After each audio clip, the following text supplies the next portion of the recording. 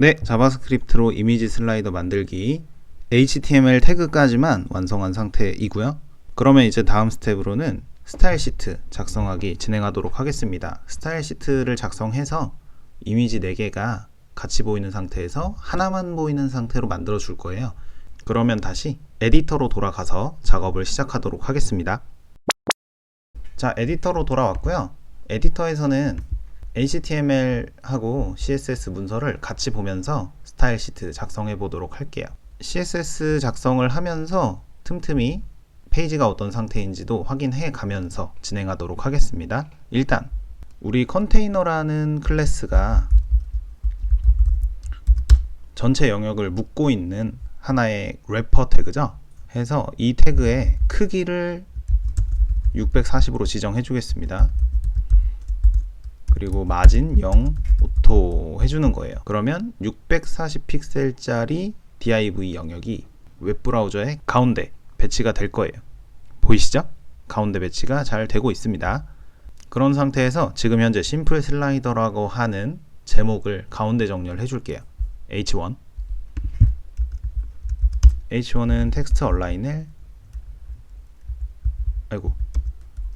센터 해줍니다. 자, 이렇게 된 상태에서 우리는 앨범 있잖아요. 이미지를 포함하고 있는 앨범 클래스의 div 크기를 정확하게 지정해 주도록 하겠습니다. 딱 정하는 거죠. 이만큼의 크기로 보일 것이다 라고 지정하는데, 크기는 일단 사진이 640픽셀이니까 얘도 640픽셀이어야겠죠. 어차피 컨테이너도 640픽셀이고요. 그리고 높이는 400픽셀로 맞추겠습니다. 지금 제가 받아놓은 이미지들의 높이가 대개 400픽셀이 조금 넘어요. 그래서 400픽셀로 통일해서 조금씩 낮춰주겠습니다. 그런 다음에 여기서 중요한 거, 640픽셀에 400픽셀 이렇게 크기를 맞춰줬잖아요. 그런데 이미지는 4장이기 때문에 얘네가 이 안에서 깔끔하게 다 보일 수가 없는 상태예요. 다르게 말하면 오버플로우 상태가 됩니다. 오버플로우라는 건 넘치는 상태를 의미하는 거죠. 해서 지금 현재 페이지를 보시면 얘네가 넘쳐서 버튼이 여기 와 있는데 이미지들은 여전히 밑에 오버플로우 되어 있는 것을 확인하실 수가 있습니다. 그래서 여기에서는 넘치면 안 보인다 라고 오버플로우 히든을 해주시면 돼요. 오버플로우 되고 있는 사진들이 히든 되어 있죠. 안 보이고 있는 겁니다.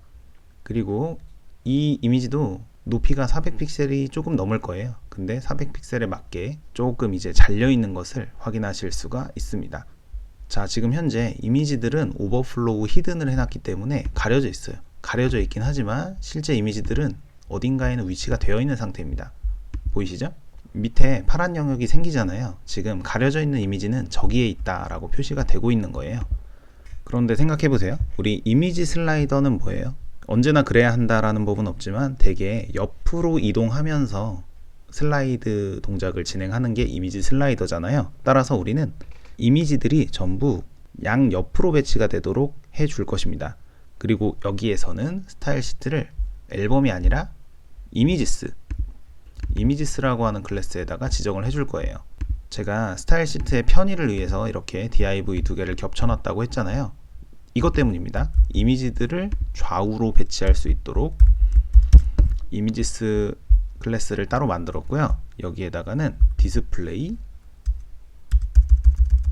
플렉스를 해줄 것입니다. 디스플레이 플렉스를 하면 상하 배치되는 요소가 좌우로 배치되는 효과를 가져오죠. 따라서 디스플레이 플렉스를 준 다음에 페이지를 확인하시면 이미지가 옆으로 가 있는 것을 확인하실 수가 있습니다. 대신에 지금 현재 앨범의 높이는 400이지만 이미지스의 높이가 400이 아니죠. 따라서 이미지가 표시되는 모습이 다소 부자연스러워질 수가 있는 우려가 있어요. 그래서 이미지스 폴더에 대해서도 높이를 똑같이 400픽셀로 지정해 주도록 하겠습니다. 그리고 그 안에 위치한 이미지도 전부 똑같이 해주면 좋겠죠?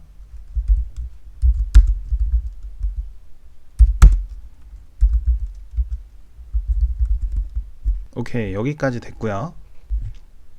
이제 이렇게 좌우로 배치된 이미지들이 양옆으로 이동하면서 전면에 보일 이미지가 바뀌게 하는 것, 그것이 우리가 해줘야 할 일입니다. 그런데 얘네들을 이동시키는 방법으로서는 우리가 뭘 사용할 거냐면 포지션을 릴레이티브로 지정해 준 다음에 위치 값을 이동시키는 식으로 진행할 거예요. 따라서 이미지스 태그에는 포지션 릴레이티브까지 추가를 해줄 것입니다.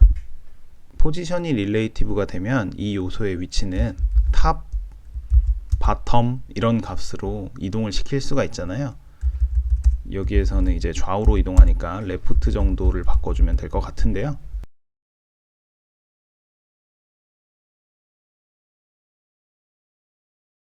그런데 우리는 자바스크립트 동작을 구현해서 이 위치의 이동을 구현할 것이기 때문에 특별히 레프트나 라이트 값은 지정해주지 않는 것으로 하겠습니다. 자, 그러면 이제 스타일 시트 거의 다 준비가 되었다라고 할 수 있는데요. 약간 아쉬운 것이 현재로서는 버튼이 별로 안 예쁘죠? 따라서 지금부터는 버튼에 대한 스타일, 다이렉트로 쭉쭉 진행을 해주면서 스타일 시트에 대한 영상은 마무리를 하도록 하겠습니다.